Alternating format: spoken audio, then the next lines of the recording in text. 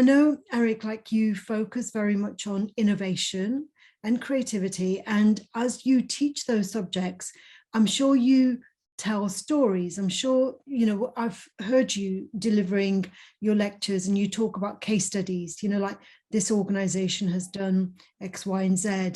And these stories, within these stories, there's the identity of the organization and there's the identity of the people in the organization, and there's the values, the behavior. You work at the university, and the university has an identity, it has a particular reputation, it has values, and it behaves in accordance with those values and those behaviors. And how powerful do you think this knowledge about the impact of stories, how powerful is it for us to use it as a tool? I think it's necessary. I mean, it's not optional, in my opinion. I mean, it's just about how to deliver, how to tell the story. But all this about the story, the company stories, about the innovation, and other related stories, such as about, for example, not necessarily about the innovation, but maybe something about before the innovation, what was the thinking, what's the mindset of the people or the boss in the company before they do the innovation.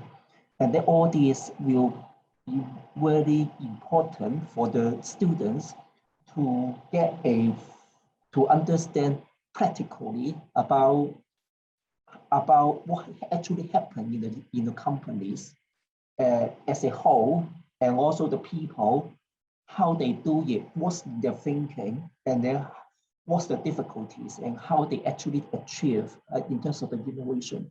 So the teaching is about the knowledge. Many of them are about the theory, the concepts, the ideas, but without this practical, the storytelling of the case study, using the case study, I think the student will not be able to get the more critical feeling about how the innovation theories, the different theories of innovation actually work in the organizations. So I think storytelling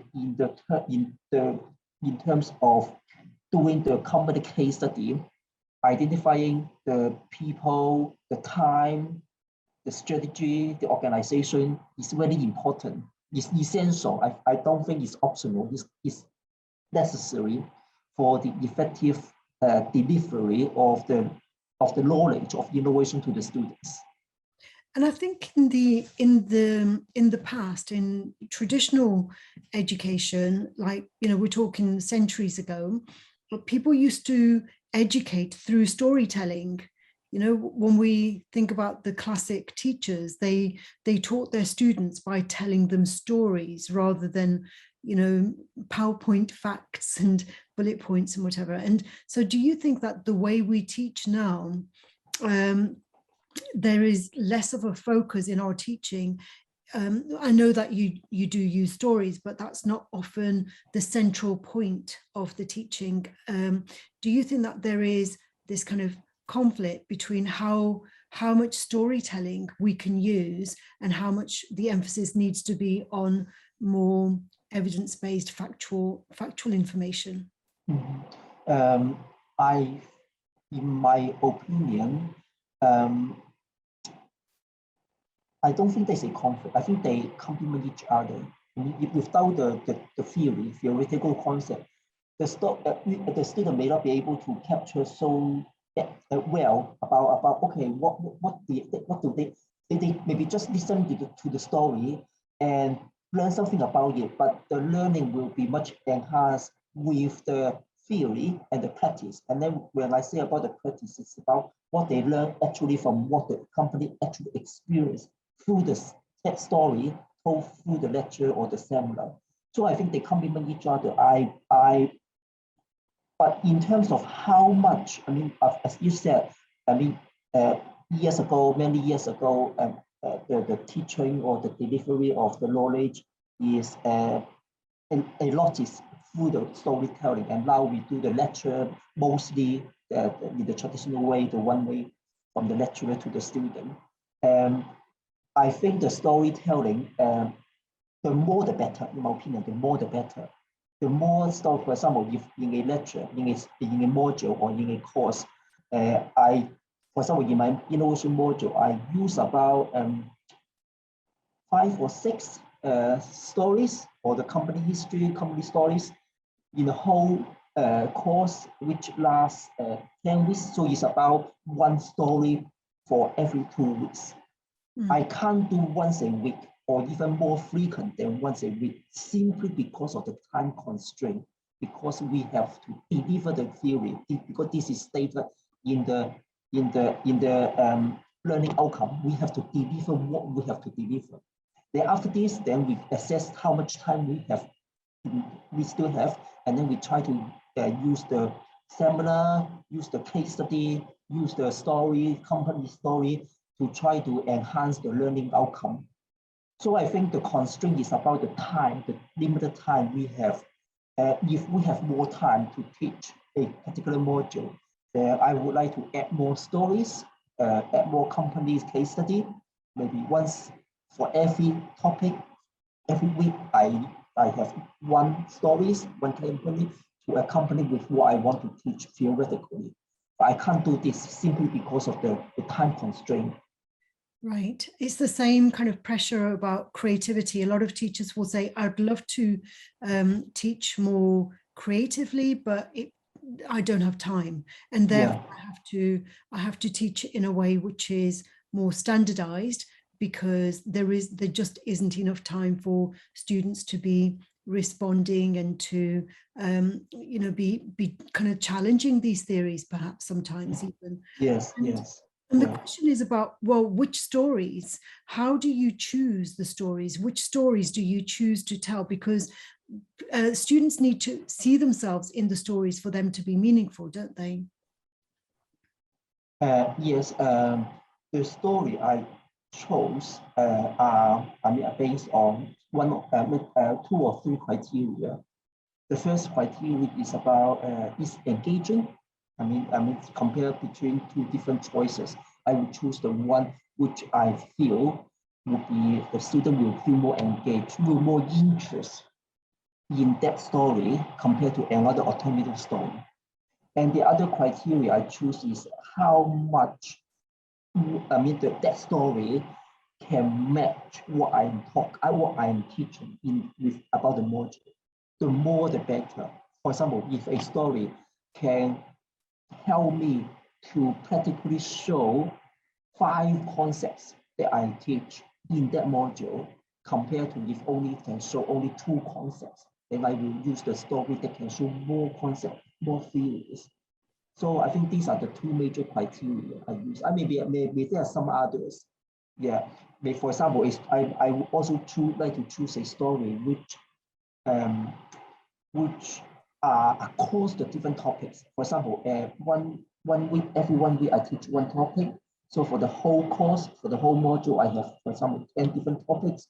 If I can find a story that can help me to cover a few topics rather than just topic, so that the student can use that story, the case study, to learn the knowledge from different topics, and then to integrate within their mindset, to try to integrate the learning between the different topics rather than to see them separately through this one single case study story, company story.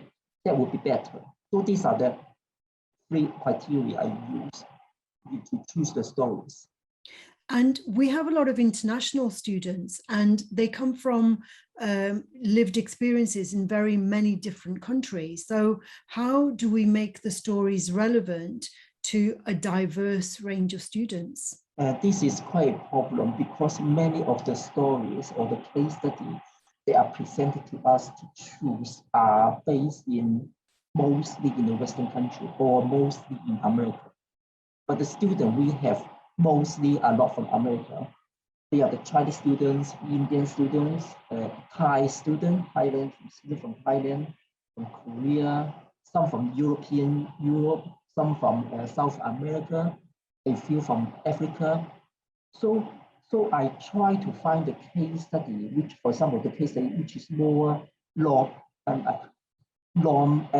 Western, try Asian emerging markets, Indian stories, the case study, Chinese case study, or Brazilian case study, but it's not easy to find this case study.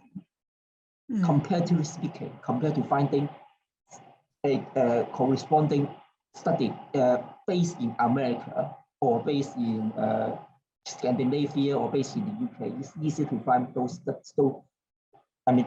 case studies in the Western countries. And that's a problem. Surprising. Yeah. Yeah. I can't say it's a problem. That's an issue. Yeah, I can't say because they still learn something. Although I try to use the story that match more with where they come from, but it's difficult to find them. Yeah. And I suppose the fact that they have traveled all the way from China or all the way from India, perhaps they want stories to be very different to the ones that they might have heard if they had studied in the home country. You know, that's one of the reasons that an international student goes abroad, is because they want, you know, they want these different stories. They don't want to be told stories that they could easily have been told if they had gone to a university closer to home. Yeah, I think at least some of these students, I can't say all, they want to get some new experience. I mean, not only meeting different people, but also in terms of the case study they learn, they want to learn something which is in other parts of the world rather than in their own country. I totally agree with that. I mean, I think this is, so as I said, I won't see this as a problem. I just see it as an issue. I would like to, for example, if I use all in total for one more course, altogether 5 stories, 5 case studies, I would like to spread them out across the different countries rather than all American. I'm not saying I won't choose any American study, because the study based in America may be more richer, can make them learn something, but I would like to try to choose at least 1 or 2 which are non-American, but it's difficult. Yeah. I totally agree about, but I try to spread the geographical location and make them feel more close to home. Where do they come from? When they because that is where they, for example, in the Indian context, in the Chinese context, they are more familiar with about what's mentioned in the story about the regulation, about the policy, about the cities, about the market environment. They're more familiar. But I'm not saying I will totally try to switch to that side. I try to take a more balanced choice, but it's difficult. Yeah. Yeah, but when we think about that, you know, I've been teaching business for over 20 years now, and all the stories that I have, like yourself, most of them are American stories. Or, you know, when we talk about Drucker, when we talk about, you know, Charles Handy, I mean, he's not American, but Charles Handy, when we talk about Porter, you know, we talk about these main business names, and the stories that we tell are stories that are based in the values and the behaviors espoused by these European, American and European authors. We don't have very much that is available to us that is from a different culture or underrepresented cultures. So that, you know, when we acknowledge the fact that stories are very powerful, and we're just telling these stories from one side of the world, that has an impact, doesn't it? Because then we're training the future business leaders in a story which is, you know, as we say, it's not a global story. It's not a story that represents the whole world. It's a story that represents a part of the world. It's a fragmented story. Yeah, I agree. I think I can't say for the other subjects, but for innovation, creativity and innovation subject, I think this is an issue, because different countries have different ways. Different cultures, of course, different culture, but also in among the people in different countries, different cultures, they have different ways to create, different ways to innovate. And if we only use the American case study, we use the American way of innovation. But there are also some other way. I mean, Chinese have their own way to innovate. Has their own way of thinking about how to make the new things. India has their own way to make the new things. And that's different from the American way. and then with the studies are all American, we cannot learn the other countries' way of creating and innovating things, and that's an issue. Mm-hmm. Yes, and in the present times, people come from China and India to study in Britain, but I don't see as many people going to India and to China to study those ways. There isn't like a reciprocal kind of, we don't have as many international students in India from England. You know, they're not choosing to go over there to study in the universities. They're more Indian students will come over to Britain, because the dominant story is that it still seems to be the West is best. There is still that perception, you know, it's like that story is going to lead to more success somehow. Yeah, I agree. I think at least some or quite many students or people think, okay, the Western way is the best. But I think in my view, in my opinion, is changing. I think more and more is more the West. Not in all the ways is the best. More. But I think why, as you said, why is more one way in terms of the student coming from China, India to UK to US, and not the other way. I think not only about the West is the best, but in my opinion, more so is about the best universities in the world are in the West. So they come to the West, not because, or partly because, or probably for some West, they think, okay, West are the best, but not necessarily, they may still believe that, okay, not necessarily the West is the best. Our way, and the way some of them can also be better than them or same as them. But it's more true that in terms of the university, the educational institution, is dominant by the American. Then you can see the top 10 universities in the world, they are all American, and the two of them, Oxford, Cambridge, they are British.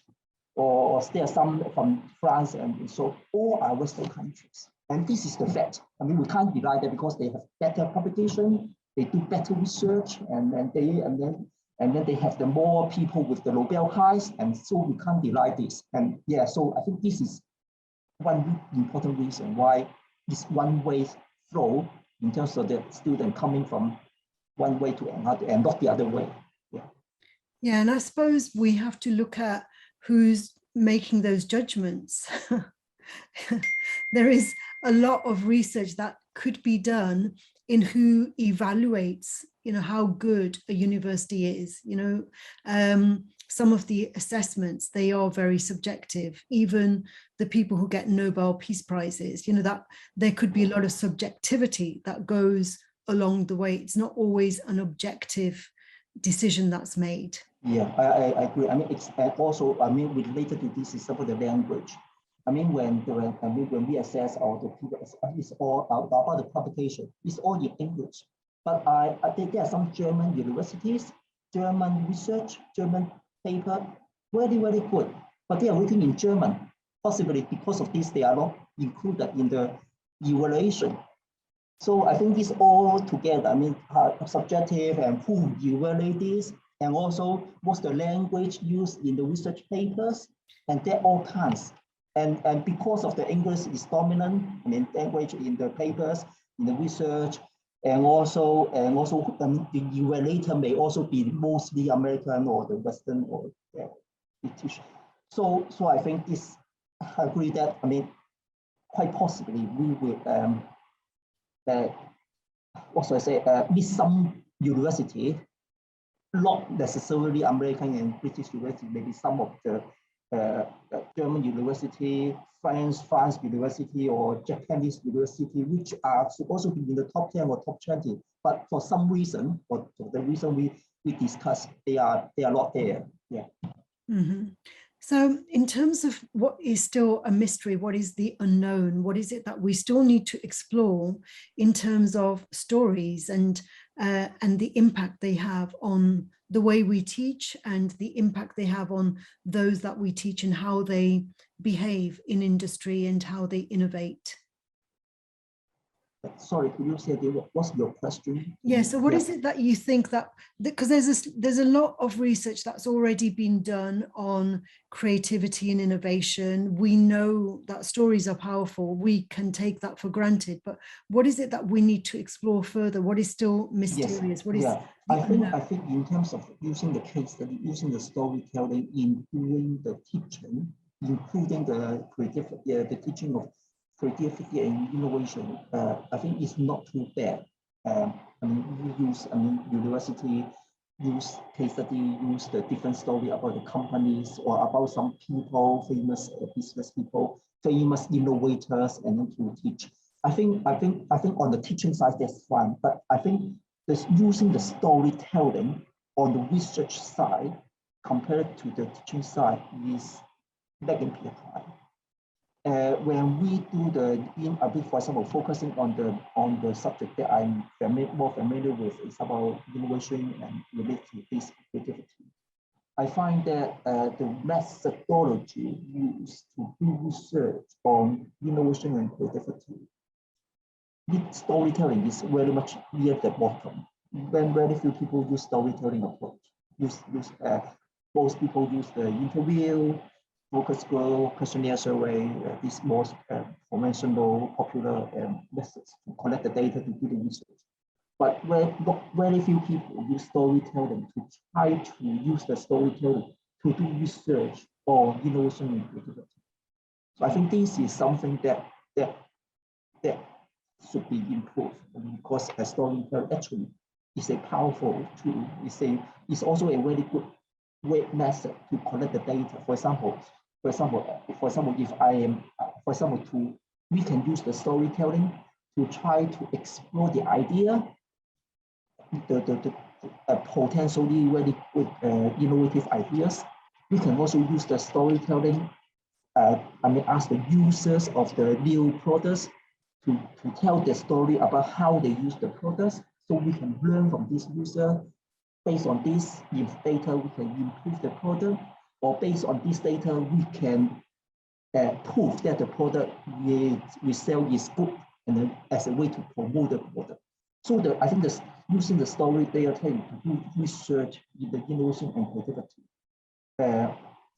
I think is something that researchers should consider. Yeah, I totally agree with you, because when you just use a questionnaire and people answer, basic questions, there is just so much information that you don't see, and to make judgments based on the very little that is given and the 99% that hasn't been said, that they can be misleading, can't they? Like, there's just so much that is unknown, whereas at least in a story there is the opportunity to read between the lines and to access things that maybe the person telling the story, they may not have consciously been aware of, but there is just so much more subtle information, subtle messages, a bit like reading a poem. Somebody tells a poem, but the poem is not literally, the meaning is not always literal. The meaning is like, there are layers and layers and layers of meaning, isn't there? Yes, yeah, I agree. I mean, using the storytelling to get the data, to do the research to get the data that is richer, much richer, much more insightful, potentially insightful compared to the data we get from the questionnaire. So although every method has its pros and cons, for the storytelling, for example, in the research project, if you use the storytelling approach and then to do to contact, for example, 3 people or 5 people, of course, there's an issue about the subjectivity. Okay, these 3 or 5 people, do they represent the other people? They maybe just unique. But on the other hand, there are also advantages, because the data is much richer compared to the data we get from the questionnaire. So I think for me, I mean, I know something about using the storytelling, but it's not the method that I mainly use. So in the future, I'm trying to use storytelling to do some research in creativity and innovation. Of course, I need to, after I get the data from the storytelling, I need to try to, for example, use another method to try to validate whether we learn from this data, from the storytelling, it's not just unique to that individual.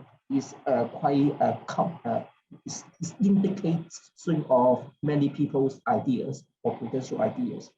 And I think this way the data we get is richer, and also the outcome, the result we can have something that we can't get from the questionnaire survey. So I think this quite a promising way to do a new way. I can say the new way, promising way to do research on innovation and creativity, that we can get some result which we cannot get using the traditional way. That's right, because with a story, you can see what you're doing from many different perspectives and many angles. Like, for example, if the focus of the organization is like the innovation is there to be more profitable. And so if our focus is narrowly on like how much profit will this innovation make, we may ignore like sustainability factors. We may ignore the impact it's going to have on the local community and on nature, for example. And whereas if we have a story, and if the story is rich enough, we can consider it from many different points of view, many facets. Yeah, I totally agree. Yeah, by reading the lines between the transcript, after based on we get from the story, I think we can get more the data. It's not only from one perspective, for example, only from the profit-making perspective. When the people respondent or the people participant, they tell the story, we can read the line, and then they may tell not necessarily obviously, but we can try to identify, interpret what they actually mean, and then we could do the analysis from the different perspectives. For example, the people in the story, the participants in the story may also talk about the innovation from the social, from the environmental, from other perspectives, not necessarily only from the commercial profit-making perspective. Yeah. And then so the result we get will be better or more balanced, and not just from one perspective. Mm-hmm. Okay, brilliant, excellent. Well, Eric, that's a lot of food for thought. Thank you very much. That was very inspiring. I've really. Thank you for inviting me to have this conversation. Yeah, and I hope to speak to you again very, very soon. Of course,